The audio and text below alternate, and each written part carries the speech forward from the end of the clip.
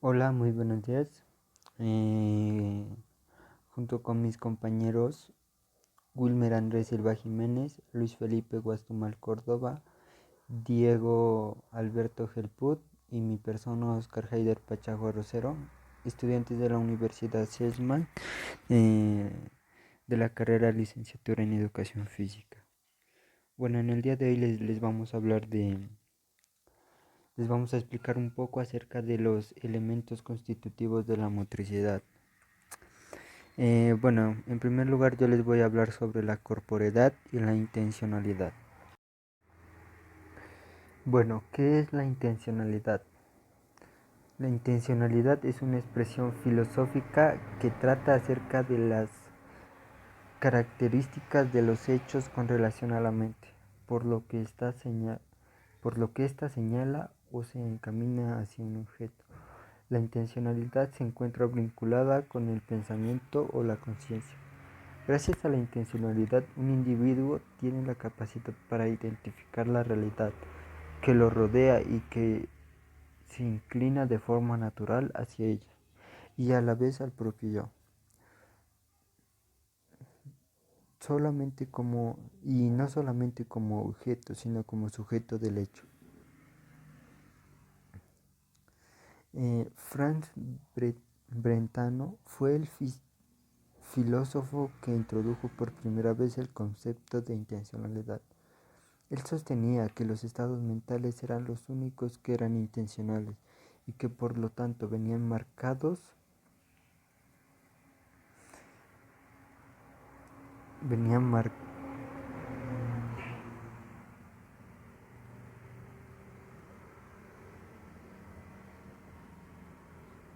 venían marcados con ella.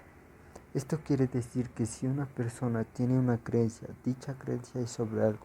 Si tiene una ambición, esta es sobre algo. Y así sucede con los demás estados mentales. Sin embargo, algunos filósofos contemporáneos afirmaban que Brentano se estaba equivocando en su teoría, ya que existían algunos estados mentales como la percepción del dolor que no son referentes a algo, es decir, que no se asemeja a otros estados mentales estándares. El dolor puede estar localizado en una zona específica, por ejemplo, en una muela, en un dedo del pie, en la cabeza, etc. Dicho dolor no presenta ninguna orientación y mucho menos va dirigido hacia algunas cosas.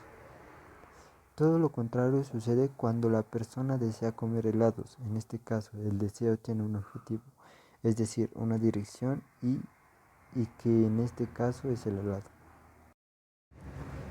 Bueno, ¿qué es la corporeidad? Jorge Gómez nos habla del ser humano como ser corporal, de la existencia en para el cuerpo, el cual nos predispone a la acción autónoma de resolver nuestra subsistencia y la necesidad de trascendencia. Por lo tanto, diremos que la corporeidad humana en una construcción permanente en tres niveles, el biológico, el psicológico y el social. Esta construcción biopsicosocial, siguiendo a Gómez, está compuesta por significados e imaginarios de la vida cotidiana, que se van modificando como son los efectos y los vínculos, las emociones, el gozo y el dolor, los impactos sensibles, la apariencia física estética, la libertad o no de vivir en plenitud, basándose siempre en la diferenciación con los otros. Podríamos afirmar que la existencia humana es corporal y percibimos el mundo desde y por nuestro cuerpo. La corporeidad como la percepción del cuerpo y el movimiento motriz dándole expresión al mismo. Son elementos característicos y distintivos de la especie humana. Bueno, a partir de estas dos características interactuamos, percibimos, recibimos información, sentimos y le damos significado al mundo exterior y a la relación con nuestros pares, otorgándole sentido a la existencia humana en la Tierra. La corporeidad representa el modo de ser del hombre, bajo circunstancias históricas, siendo la educación física su herramienta más importante. La corporeidad se da a partir de la imagen del hombre y de su proyecto sociocultural como colectividad, como nación, Cada sociedad, cada institución creará el ideal corporal que cobrará vida a través de la educación física. El acto motor. El acto motor constituye el conjunto de órdenes concretas elaboradas por el sistema nervioso como respuesta a la consecución de una acción motriz. Acto reflejo. Es una respuesta de carácter automático e involuntario que se da ante un estímulo, como por ejemplo, cuando ponemos el dedo sobre una vela, nos da la sensación de dolor y que está haciendo calor. Acto voluntario. Es el que lleva a cabo de una forma voluntaria e intencional, como jugar, correr. Auto automático. Cuando se lleva a cabo la repetición de movimientos voluntarios se integran de una forma automática y pasan a ser hábitos, como cuando vamos al colegio con nuestros padres y después ya vamos solos. Hay fases del acto motor. Fase de la percepción. Se refiere al movimiento sensoperceptivo, programático de la motricidad.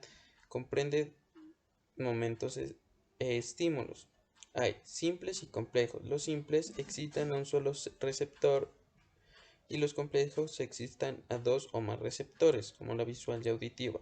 La excitación del receptor hay dos tipos también, analizadores heteroceptivos como visual, auditiva, táctil y temática, y los analizadores interoceptivos como visceroceptivos y propioceptivos.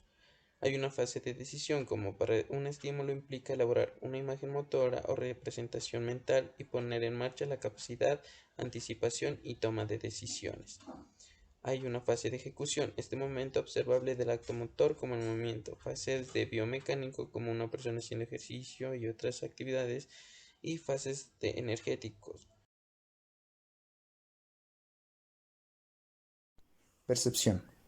Es la forma en que el cerebro interpreta las sensaciones que recibe a través de los sentidos, para así poder formar una impresión consciente o inconsciente de la realidad. Tipos de percepción. Entre los tipos de percepción tenemos la percepción visual. Este tipo de percepción se basa en lo que observamos en nuestro entorno, como por ejemplo cuando observamos un árbol. Percepción espacial. Este tipo de percepción se basa en la ubicación de los objetos en el espacio, como por ejemplo cuando vamos a agarrar un objeto y nos percatamos de la distancia en la que se encuentra. Percepción olfativa. Este tipo de percepción se basa en la identificación de olores, como por ejemplo cuando estamos cerca de un basurero y percibimos el olor de la basura. Percepción auditiva. Este tipo de percepción se basa en los sonidos que hay en nuestro entorno, como por ejemplo cuando escuchamos las aves cantar. Percepción táctil.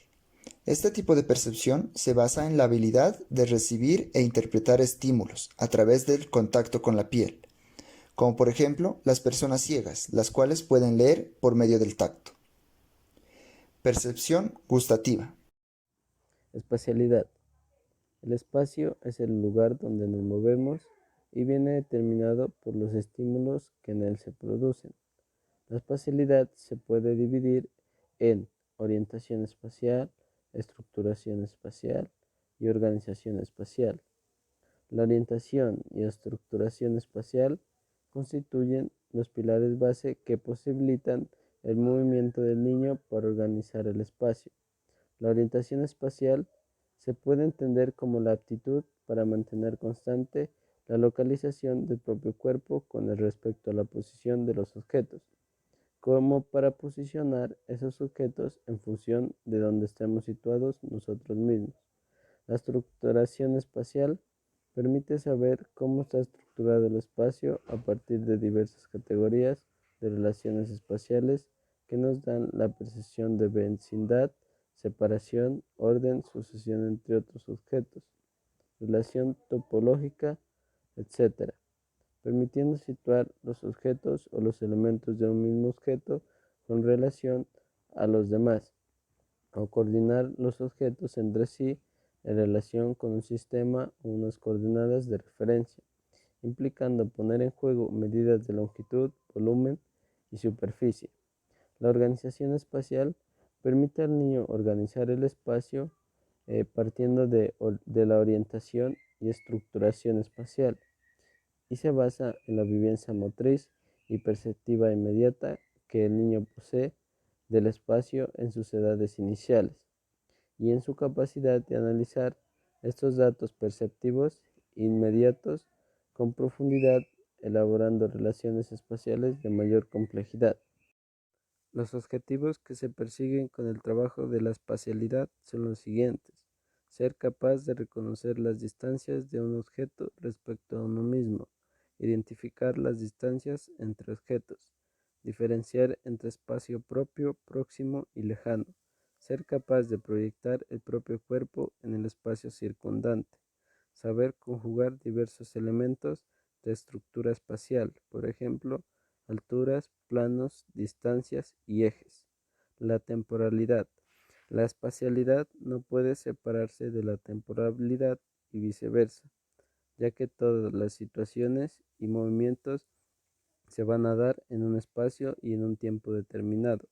La podemos definir como la forma de conciencia de la realidad que percibimos a partir de los cambios o hechos que suceden.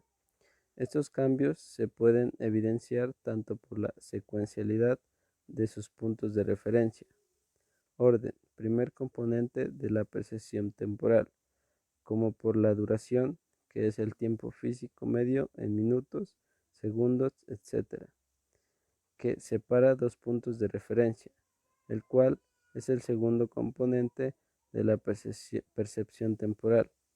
El orden define la sucesión que hay entre los acontecimientos que se producen unos a continuación de otros, y esta percepción del orden solo va a ser posible si los estímulos son susceptibles de organizarse entre ellos, y la duración es la medida del intervalo temporal que separa dos puntos de referencia.